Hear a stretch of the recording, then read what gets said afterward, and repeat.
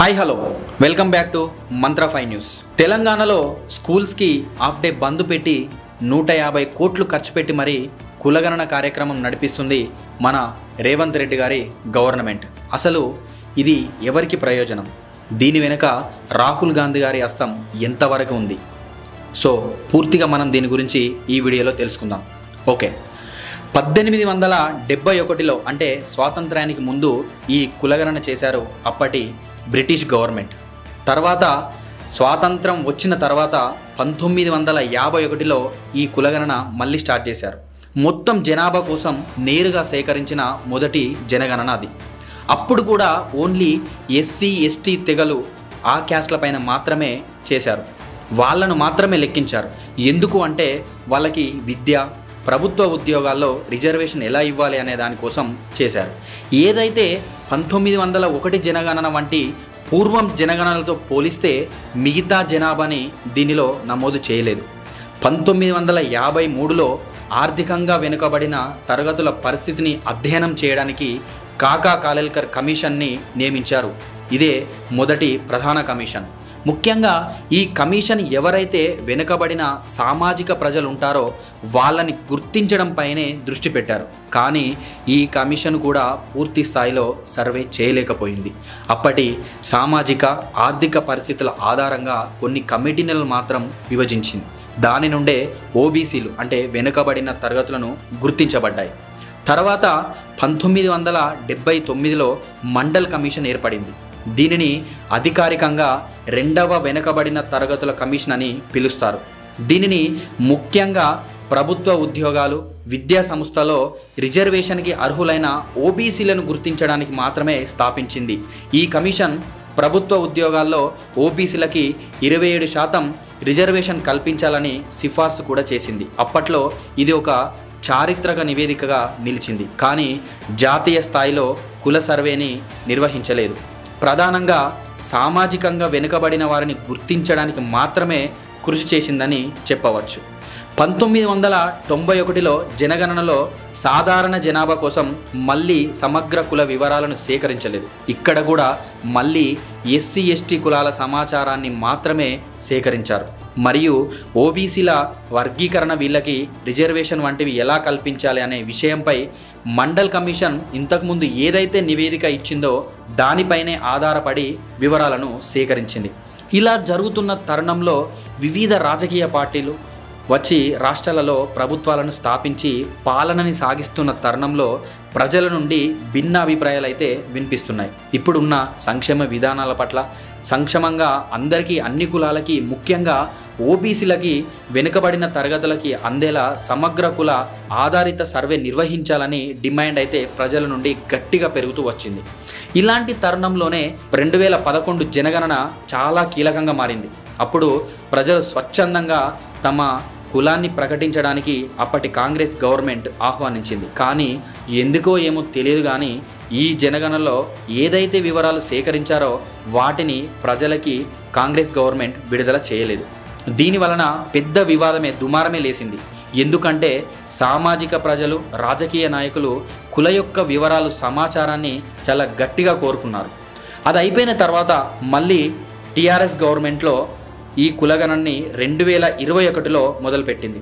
ముఖ్యంగా ఈ కులగణన బీసీ సమాచారం కోసం ఈ యొక్క కులగణన స్టార్ట్ చేశారు. దీనిలో వివిధ కులాలకి సంబంధించిన డేటాని సేకరించి బీసీలకి రిజర్వేషన్లలో న్యాయమైన స్థానం కల్పించడానికి సహాయపడే విధంగా ఈ కమిటీ చేసింది. కానీ ఈ యొక్క డేటాను టీఆర్ఎస్ గవర్నమెంట్ కూడా బయట పెట్టలేకపోయింది.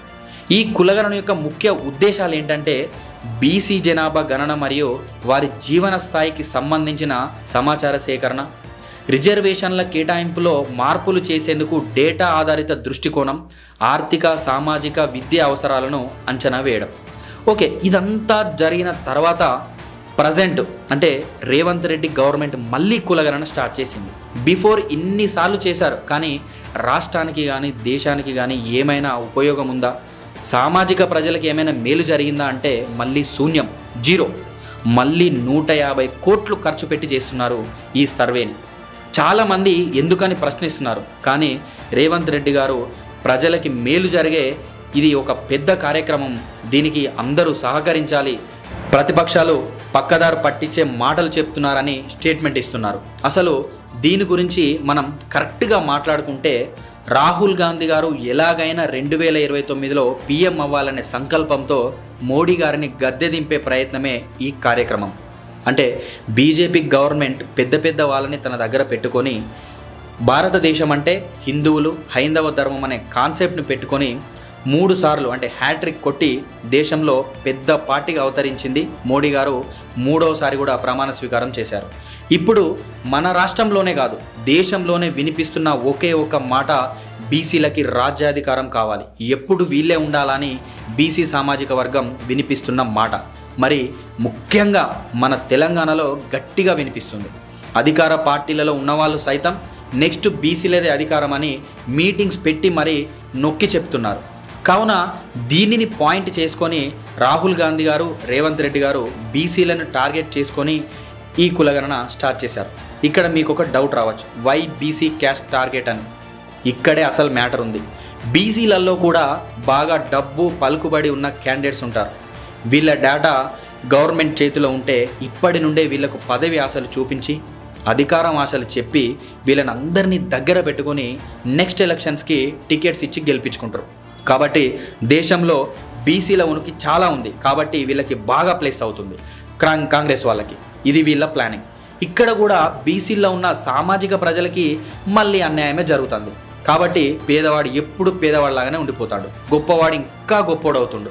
ఇదే జరుగుతుంది. ఇంత జరిగాక బీసీ సామాజికానికి సీఎం పదవి మరి ముఖ్యమైన పదవులు ఇస్తారా అంటే అసలు ఏమీ ఇవ్వరు, అది జరగనివ్వరు కూడా. Already next CM Revanth Reddy గారనే స్టేట్మెంట్స్ కూడా ఇస్తున్నారు, పాస్ కూడా చేస్తున్నారు. కాంగ్రెస్ ఓడిపోతే మరి మళ్ళీ బీఆర్ఎస్ వస్తుంది కదా, బీఆర్ఎస్ వస్తే మళ్ళీ ఎవరు అంటే మళ్ళీ కేసీఆర్ గారే సీఎం. ఒకవేళ కేసీఆర్ గారు కాకపోతే కేటీఆర్ గారే సీఎం. బీజేపీ వస్తే కూడా అదే జరుగుతుంది. అంటే ఇక్కడ పేదవాడికి సామాన్యమైన ప్రజలకు ఒరిగేది ఏమీ లేదు. ఈ రాజకీయ నాయకుల భవిష్యత్తు కోసం చేస్తున్న ఈ గణన, దానికి ఒక పేరు పెట్టిరు కులగణన అని.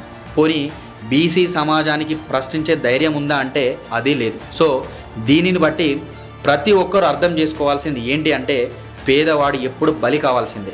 మనలో మార్పు రానంత వరకు ఈ రాజకీయ నాయకుల్లో కూడా మార్పు రాదు.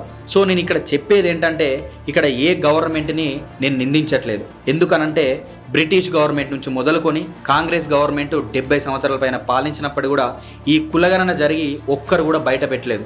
కానీ ఈసారి ఖచ్చితంగా మీరు చేసేది నిష్పక్షపాతంగానే అవుతున్నప్పుడు, మీరు చేసేది ప్రజల కోసమే అవుతున్నప్పుడు ఖచ్చితంగా బయట పెట్టాలి.